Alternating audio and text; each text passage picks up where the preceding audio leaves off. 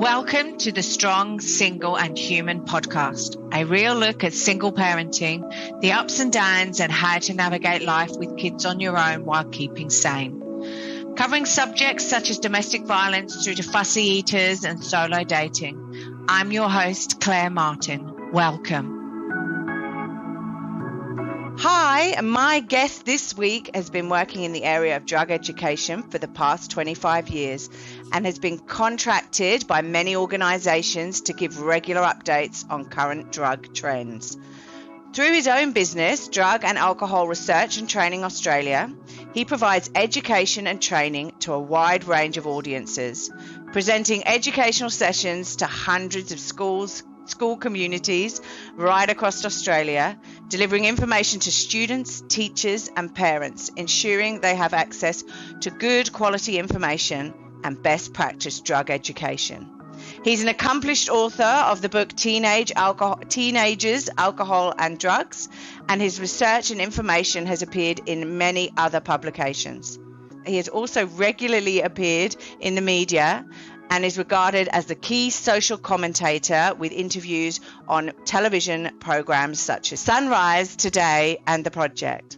Hi, Paul. Welcome. Thanks for finding the time in your busy schedule to come and speak to us. Hi, Claire. Nice to be here. And thank you for that introduction. It does ramble a bit, doesn't it? That introduction goes on for a while. It's all right. You've done so many things. You've educated so many people. It's all good. No, it's fine.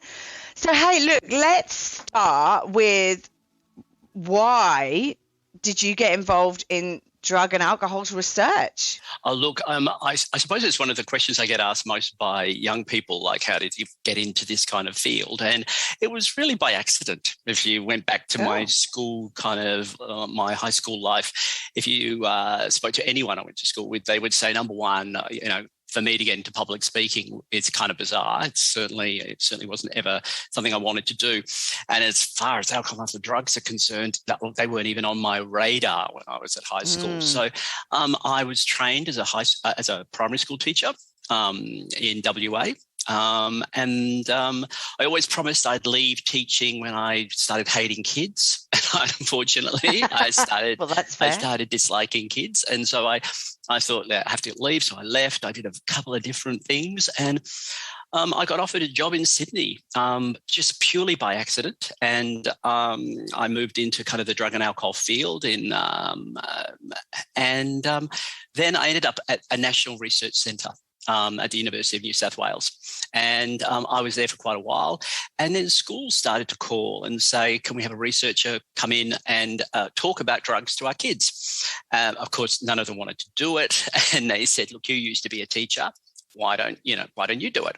And because I was at a research centre, my boss at the time said, look, if you're going to do this, you're going to do it properly. You're going to look at the research and see what works and what doesn't. And that was a fantastic kind of, opening into kind of doing this right, if that makes any sense. So I looked at the research, what we knew didn't work and what doesn't work and what does and doesn't work. And I started. That was a very, very long time ago.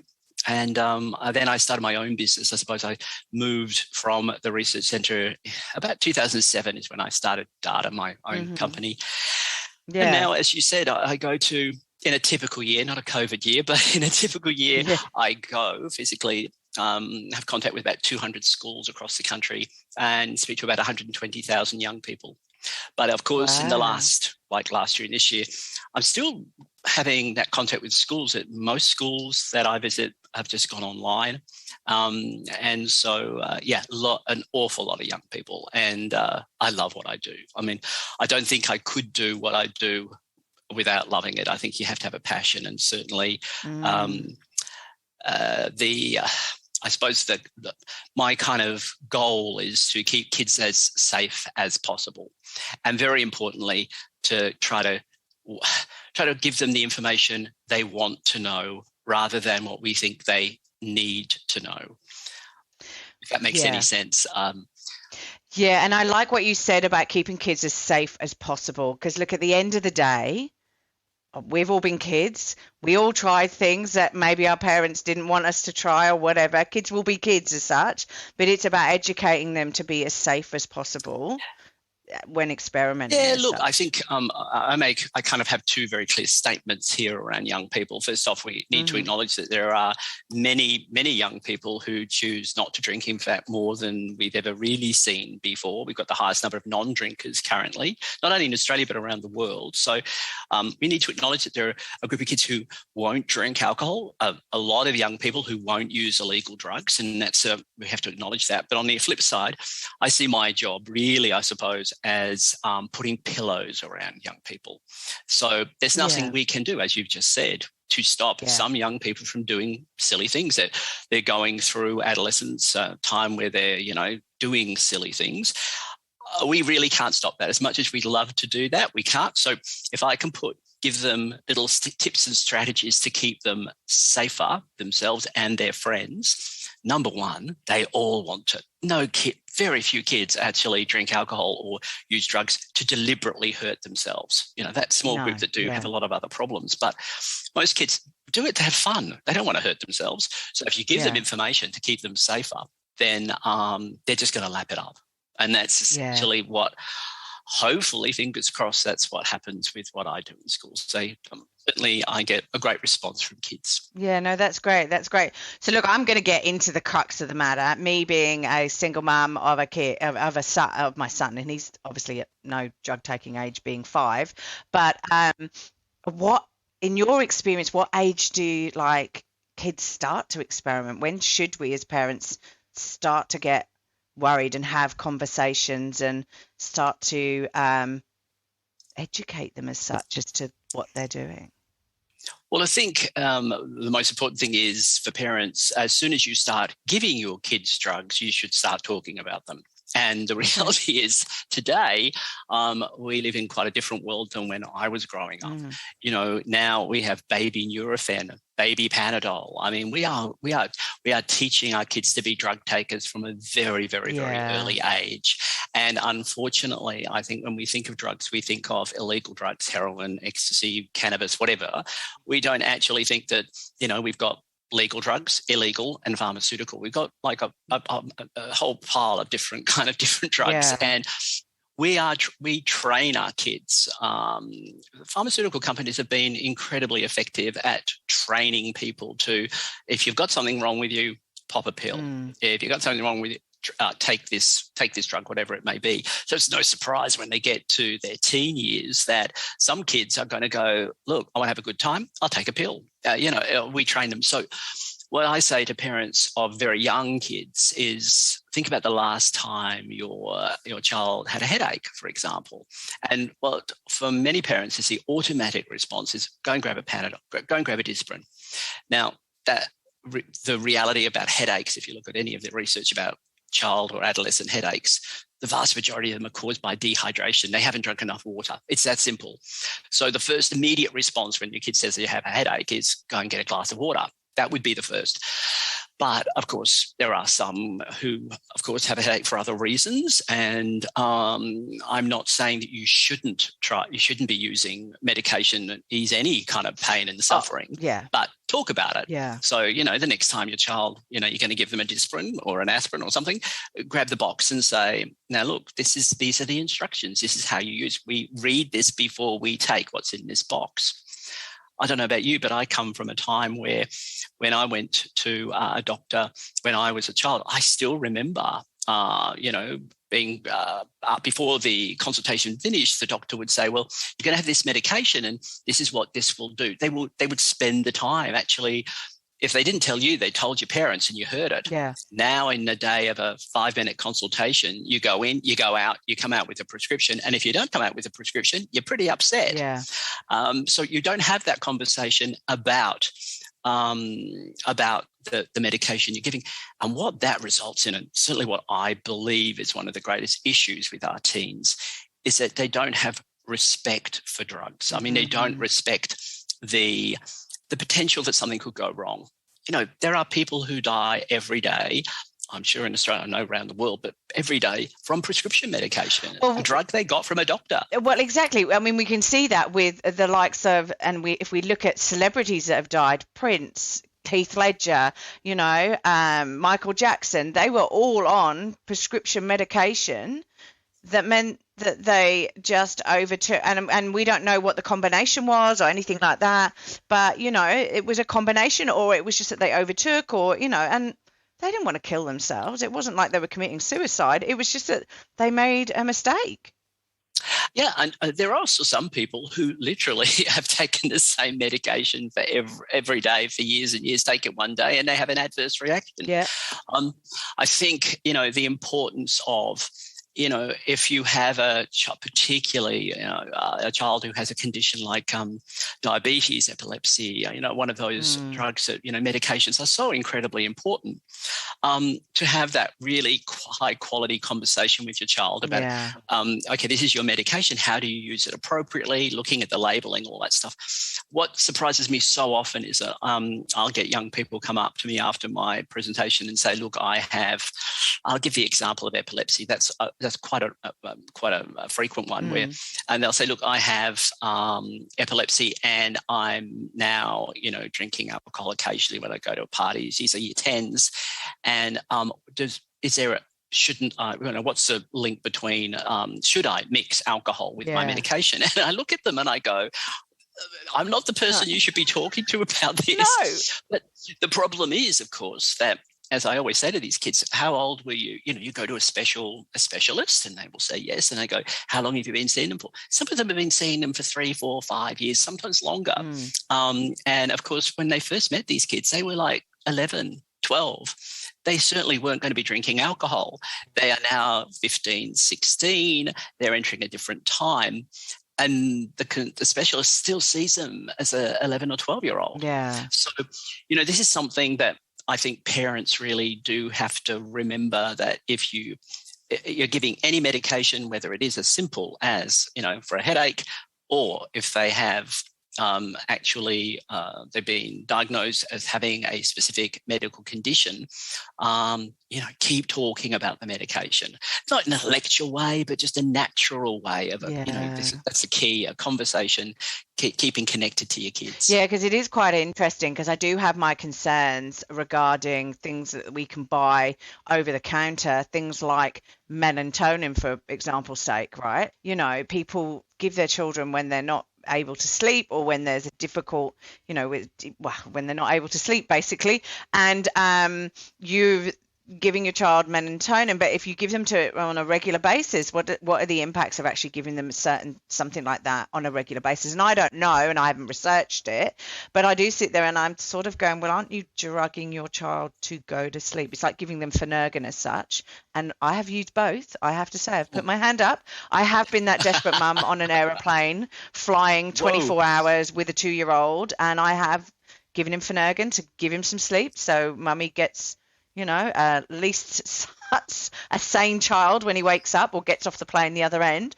But like you say, it is, I am concerned with the likes of things like melatonin, because you're then giving them something that should naturally occur in the brain, but you're then and to a certain extent leading into drugs like MDMA and various different things like that. If you take that too regularly, you're then kicking off receptors in the brain that basically, can impact later on in life, I suppose. Yeah, look, I think I don't know enough about melatonin to know, what the potential. But I think, the fact that you've just said, I don't know either, I think is really important. I think when you're putting anything, when you are providing your child something, and I would say very, very importantly, when they are very, very young, as soon as they can understand, they're at an age where they're of an understanding that you can sit and look at the back of a box and say, these are the instructions that go with this. And if you take them as instructed, then you know what? You're safer. That leads into a great conversation a little bit later in life, when you are faced with things like ecstasy, MDMA, where that doesn't come in a box. There are no instructions linked to it. So, that's a perfect lead in. You've started those conversations nice and early. And, There is no, there's no like silver bullet here. You can't, I think there are some parents who would love to inoculate their kids from, any future risk of harm or associated with alcohol and other drugs. And there is none. There is absolutely nothing you can do to inoculate your child. But what you can do is start with a really, really solid foundation, nice and young, of talking to your child, being honest with them, and not only talk about their drug use. And remember, if you are giving them a baby Panadol, whatever, you are giving them a drug. Yeah. And you need to talk that through and what that means. And if you establish that, really build that strong foundation, those good lines of communication, fingers crossed they will be able to be maintained as they get older. Of course, it gets harder as they get older because you end up with a different relationship with your child. Because when they're very young, when they're in primary school, you have a managing relationship. But when you actually go into, particularly the first few years of high school, you're going into a consulting relationship. You have to change from a manager to a consultant. Yeah. And it's how you manage that really tough time in early adolescence. And you've got a while to go until you hit that. I know, but I'm still not looking forward to it. He's bad enough at 5. So, well, you're dealing with different issues at 5, but I think certainly, it's about that communication. Look, I agree. So touching on that, okay. So I know you're having those conversations with your child about drugs and alcohol and things like that. So like, I'll put my hand up. I've done drugs, I've done alcohol. And yeah, I'm lucky in a way because I didn't do it till really late in life. I didn't do it till alcohol was very early, but drugs wasn't until like my 30s. Here we go. I feel like I'm cathartically confessing to you now, but like, yeah. Oh no, that's okay. No, that's okay. No, like I have a child now. We don't go into that area ever. But but the thing is, I've obviously done drugs. I've done alcohol. I've done really stupid things. But is that something as a parent that you should be having a conversation with your child and saying, look, I've done it. This is my experiences with it. You need to be careful in this area and that area and blah. Or do you not actually? Because like sometimes I think monkey see, monkey do, and they go, oh, well, you did it, so that's okay. I can do it, and you're sort of then justifying them experimenting when, as a parent, you don't really, like you said, you don't really want them to do something that's going to harm them, but also you did it, so it's sort of like double standards as such. Do you know what I mean? Well, yeah, absolutely. And, every parent will eventually face become the really difficult conversation that begins with, well, what did you do did you take drugs when you were young? Yeah. Every parent will face that at some point. Well, almost every parent. And I think every parent has to be prepared and well planned for the response. It's a question I get asked a lot. And I would say, and not everybody, not every parenting, and I don't profess to be a parenting expert, but around our kind of know the research or whatever. But certainly, there are parenting experts who have very different views on this. But my view is certainly the key is to be honest. I think if you want to maintain a good, positive relationship with your child, you have to have honesty. Now, that does not mean that, I understand your son is 5, is that correct? Yeah, he is. Now, at the age of 5, I would not sit down with him and say, worried. By the way, I used heroin for 20 years. Yeah. It's not, I don't think it's something that you use as a confessional. No. But I think the time when they're going to ask you, you've got to be prepared. Yeah. And I believe it's, as I said, I think honesty is the best policy, but honesty doesn't mean you have to tell them everything. I think you've got to be actually careful about how you're honest. So now, if you are still continuing to use drugs, you've got another issue altogether. Oh, yeah. But if you stopped, then my response would be around illegal drugs is, if you did, you say, yes, I did. But this is why but this and this happened, and I made a decision to not do it again. Yeah. Now, I think you always have to look at waste, because most people who did use any illegal drugs, the vast majority of people had a really good time. I mean, you could lie and say everyone had a terrible time, but that's an absolute lie. Why would people do it? No, exactly. And also, like, some people would do it on a regular basis, like every single week. That was not where mine was definitely not in that realm. It was. But you've got to look at why did you stop?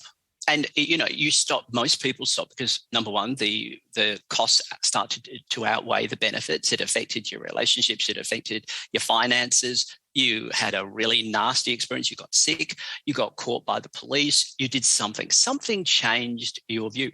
And I think that's what you focus on. You then need to kind of work out how you're going to have that conversation about saying, look, I would hope that you would there's a lot of information out there, and I would hope that you would make a decision that kind of matches our family values, etc. I would be extremely disappointed if I discovered that you did, because whatever, if that's how you feel. Should you provide a safe space, or say, as long as you tell me what you're doing? I think the evidence shows quite clearly that's not most probably the best way to go. Okay, I was wondering about that, because some parents say, oh, look, you can try drugs, but the first time you try them, I want you to try them with me, like in the environment. And I sort of go, oh, well, it's like, I've been a teenager, and I go, there is no way I would want to be doing that with my parents. Okay, like, you just don't do it. You do it with your peer group or whatever. Like, it's not something. And look, if you've got that relationship with your child, then great, awesome. But I don't know whether that's.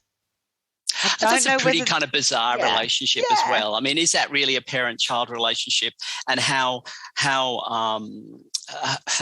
positive is that going to be? And how is it looked upon by young people? Yeah. Because the most interesting thing is that you speak to young people about this area. For example, there's some great stuff about alcohol and providing 2 drinks to take to a party, and how protective or non-protective it is. And it's kind of interesting when you talk to kids who parents do give them alcohol, and you say, what message, you ask kids, what message do you get from that? Do you think, they'll say all those wonderful things like, my parents trust me and all of that stuff. Yeah. And they also turn around and they go, well, my parents support my use of alcohol. That's really the message they get. They get the message of, well, it's okay to drink. Now, this is, if they're 18, that's fine. Every parent has their own choice decisions to make here. But, when they're 14 or 15, which is when many parents are actually providing alcohol to their teens to take to a party, is that really the message you want your child to get at 14 or 15, that you support their use of alcohol at 14, 15? I think if that is the message that you support, and it's not up to me to say what you do or you don't do, but then my suggestion is you kind of you lobby to get the law changed. But there's a reason why we say young people shouldn't be drinking alcohol at 14, 15. And I just love it when a parent turns around to me and says, oh, I drank at 14, 15. There's nothing wrong with me. And I look at them and I go, there's so many things wrong with you. I can't even begin to believe it. Well, that someone would come up and say to someone like me, I drank at 14, 15, there's nothing wrong. I mean, if you look at so many of those people who were drinking at 14, 15, if you really kind of if you look in the mirror and look, you're most probably drinking daily. You're most probably drinking a reasonable amount of alcohol, because that's what the research says. The earlier you drink, what we know, and the more regularly you drink, what will happen is the greater problems you'll have as you get older. Yeah. The evidence is very clear there. Yeah. If you can delay drinking, if you can delay drug use, it's a better thing to do. Oh, look, and I completely agree. Like, I know people say, oh, smoking marijuana when you're in your teens is like okay, but actually and I'm sure you can back me up here, but I'm not sure I'm saying the right thing. But like, the research has been that if you're smoking marijuana in your teens, the effects that it has on your brain and mental illness later down the track and stuff like that is not good. So Well, the problem with most illicit drugs is that we don't have amazing evidence evidence in the area of the impact on an adolescent brain. We know a lot about alcohol. Yeah. Absolutely. The evidence is so clear. Delay. Try to delay their first drink for as long as you possibly can. The evidence is clear. We have brain imaging, all of that sort of stuff. Now, this does not mean, and really importantly, it doesn't result in brain damage. So I think that's one of the greatest kind of problems with this research is people look at this and say, well, I drank when I was young. I don't have brain damage. I'm a fully functioning adult with a great life and wonderful family, which is true. But what we can say is that it kind of, there's a loss of potential. Will you reach your full potential if you're drinking regularly or heavily during that time? No. Now, when it comes to illicit drugs, unfortunately, and cannabis is a great example of that, I'm just in the midst of doing my own podcasts and, doing 10 for young people. And cannabis is proving to be the most difficult one because I do not believe in lying to young people. We try so hard to scare them and shock them and all that kind of stuff. When it comes to cannabis, the evidence, the only thing you can say with any great certainty, and even the pro-cannabis lobby will support this, is teens should not smoke cannabis. The evidence, the best piece of sort of the best statement we could say about cannabis is that the earlier you start using and the more regularly you use during your teen years, the greater risk of future problems. And when it comes to kind of mental health, cannabis does not cause a mental health problem, but what it does, it can unlock or open up a pre-existing condition if you have a family history or have a predisposition to a problem. And so, what I say to parents is that, if someone unlocks schizophrenia in their early 20s, they finish their schooling, they've most probably got a relationship, that kind of stuff. If you unlock something like schizophrenia or bipolar, and I've had experiences with families and young people who have unlocked schizophrenia very early in their teens because of, really heavy kind of cannabis use, it's devastating. I mean, their life just stops, it stalls, and that's what you don't want to see happen. So once again, I would love to say that the area I work in is black and white, because we live in a world where people want things to be black and white. No. It's not. There's shades of grey in between, and they're very hard messages to communicate, not only to young people but to parents as well. Yeah, no, I agree. And look, do you find that it's across the board? Like it's not that you're finding when you work with these families and stuff that they're from a particular background or they're a particular family unit, like single parents or whatever. It's just across the board. It's like they come from all different types of backgrounds. Yeah, absolutely. I think, I work at some of the most elite schools in the country. And I also work at some of the, most with really at-risk young people. And it doesn't matter what background you come from. Things can go wrong. I mean, I've worked with the most wonderful mum and dad and look, I have to say, I'm not a counsellor, I'm not a doctor, I'm not any of that stuff, but so many parents contact me because they've tried everything. They've spent thousands of dollars on psychologists and psychiatrists and all this sort of stuff and don't really seem to get anywhere. And I work with this one family who they're great mum and dad. They've got 4 kids and they've just got this one daughter who at the age of 14 just started literally walking out the door on a Friday night and not coming home until Tuesday. She was 14. And it was... you couldn't have a more loving family. I mean, everything just seems so wonderful. And we kind of ended up working out because that kind of behavior just doesn't come out of nowhere. There's always something that's happened. Not. Yeah. And we ended up finding out what it was. And we certainly the last time I spoke to them, which was a few months ago, she's very, very happy now working as an apprentice hairdresser and left school and awesome. Really incredibly happy. But doesn't matter.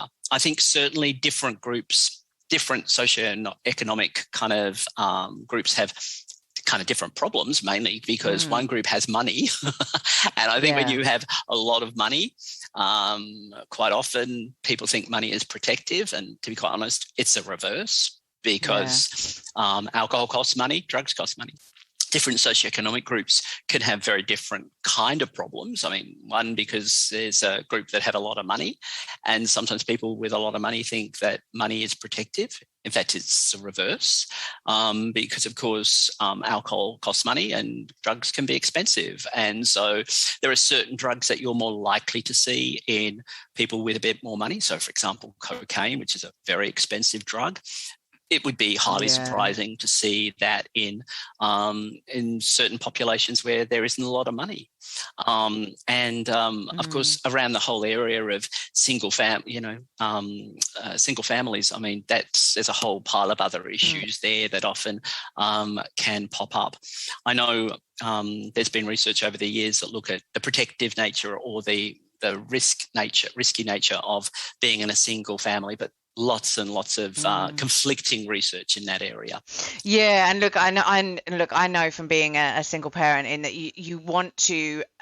It's about setting the boundaries, and I'm really, I suppose, in a way, I'm the strict parent in the fact that he's with me, most of the time, and so therefore I'm setting the boundaries about getting up for school and doing schoolwork and etc. So in a way, I'm the ogre, but it's also. With me, it's about taking a step back and going, okay, but I need to set the boundaries, but I also need to have a relationship so that I can have those conversations with him around when he gets older around various different subjects. And also things that he tells me in confidence that I then need to sort of take a step back and manage myself and not go off the deep end and go, what? Oh my God. It's about going, okay, well, thank you for telling me that. But now we need to actually deal with what you've told me and trying to have a two-way communication, because he's his own little person with his own mind and he'll do what he wants to do at the end. So yeah, it's difficult. And then obviously bringing on board the father as well is, yeah. Look, I mean, what kids love to do and kids become expert at is siloing their parents and setting them up against one another. Now, when there are two parents on the scene living in the same house, it's a little bit more difficult to silo, but they can do it, and they can do it very, very well.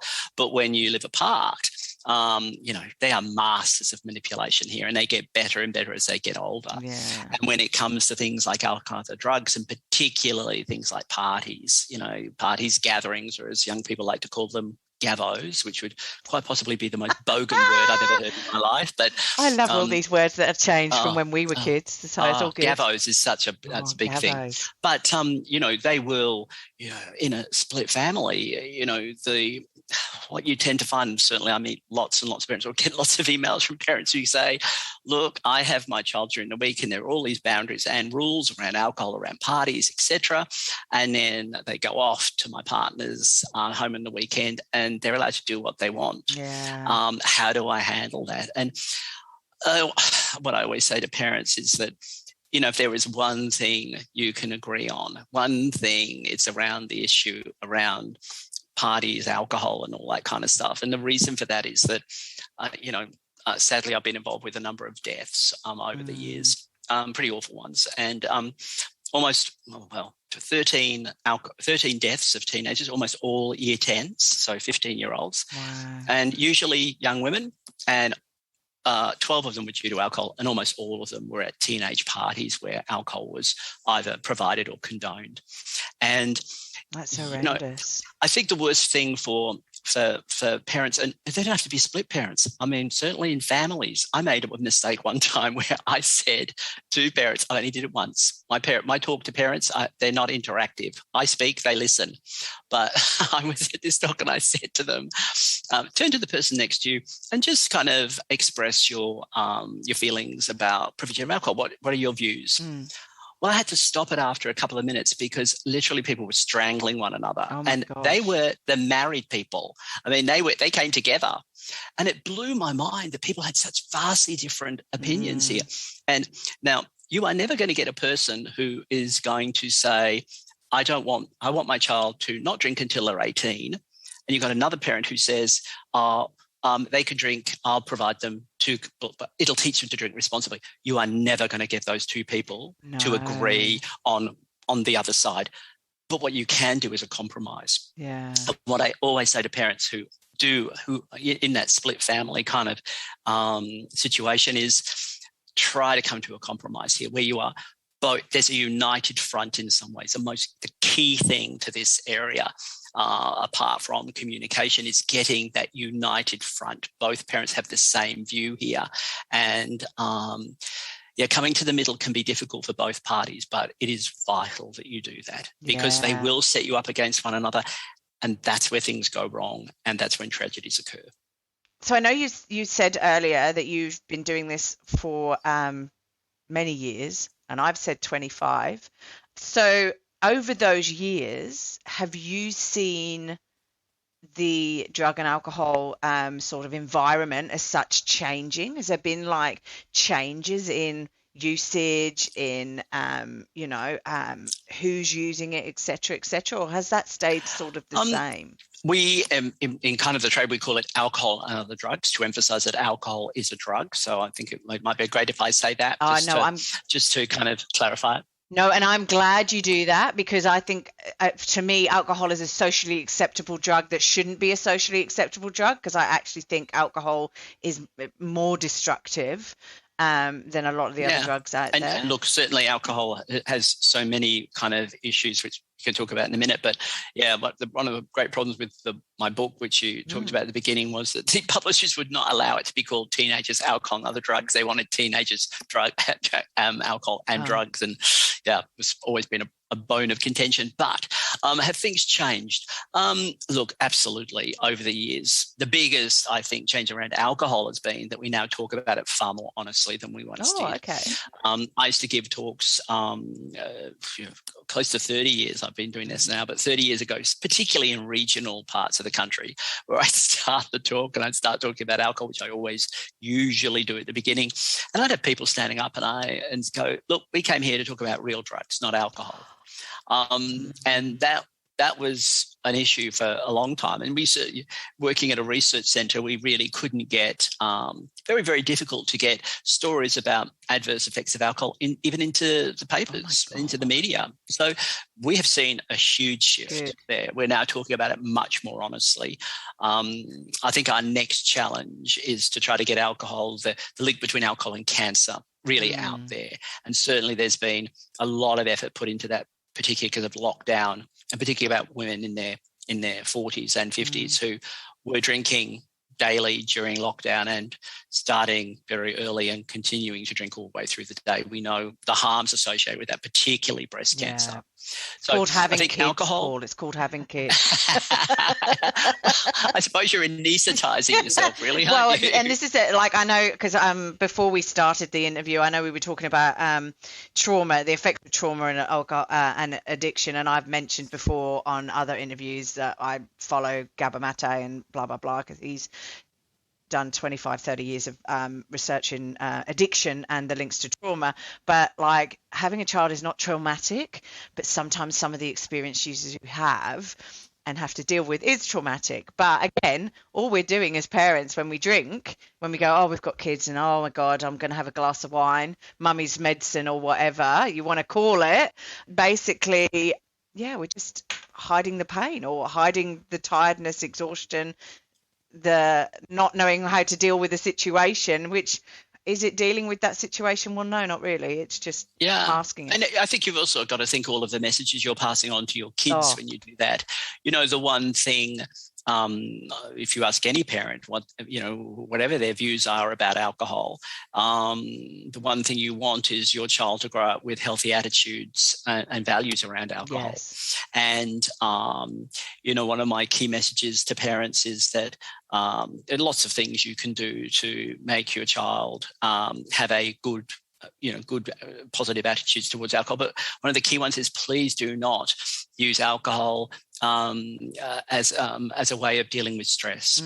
If what I used to say before COVID and before lockdown is, on a Friday night when you get home from work and you're exhausted, don't just kind of flop into a chair and go, I need a glass of wine or I need a beer or something, because, the one thing you want your child to actually have around alcohol is if they do use it, they're using it for the inverted commas for the right reasons. And whether that's to socialize, to have fun with friends, to, enjoy with a meal or whatever, However, that's, the one thing you don't want them to do is to use alcohol to cope. Yeah. And that's it's a kind of a dangerous cycle. And it's certainly a cycle that has been certainly identified through lockdowns. And, the whole kind of it's wine o'clock and mum's wine time, mum's medicine, all that stuff.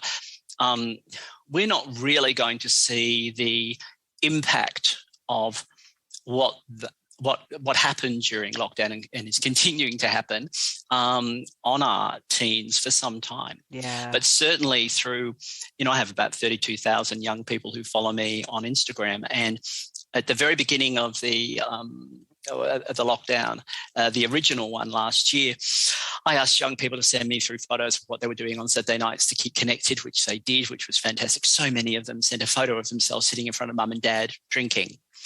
And then, really sadly, I got quite a lot of messages from young people who were very worried about their parents drinking. Oh, really? Particularly their mothers. Oh, yeah, a lot of them. I had one who said she was really, really scared. Her mum was drinking a bottle of wine a day, and she had a little sister, and she said, I don't think we've ever seen our mother drunk, and she's literally drunk every night. And, so kids are watching you. Now, of course, they can also see really good behaviour too, and I think that's really important. If you're I'm certainly not someone to say, stop drinking in front of your kids, because the fact of the matter is, if you drink responsibly, your kids are learning a lot from that as well. Monkey do, exactly. Yeah, right. exactly. Yeah. And they pick that up. Yeah. So it's not about parents hiding the alcohol when they hit a certain age, but making it some kind of, bad thing that no one should ever do, because it's part of the world. Yeah. I mean, I don't drink myself. It's not something I've ever done. I'm a never been interested. So I can't. Yeah, no. But so I'm not trying to stop people from drinking alcohol. That's it's part of our life. Okay. That's the end of part 1 of the podcast with Paul Dillon. Keep tuned for part 2 coming next week. Hey everyone, thanks for listening. If you enjoyed this podcast and would like to hear more, please hit subscribe wherever you like to hear podcasts. If you'd like to support us further, share this episode with your friends and family on all the usual social media platforms that you're normally on. And finally, drop us a review on iTunes, as I'd love to hear your thoughts, comments, and ideas. It all helps me to understand and produce awesome content that I know you're going to want to hear, like this. If you want to check out past episodes, write to us, appear on the podcast, or for links, resources, and show notes, go to our website, www.strongsingleandhuman.com. We are also on all the usual social media platforms, Insta, Facey, and Twitter. Have a wonderful week, and I hope to see you back here again soon. Be kind to yourself, and remember, no one's perfect, and we're all just putting one foot in front of the other and doing our best. I'm Claire Martin, and you've been listening to the Strong, Single, and Human podcast.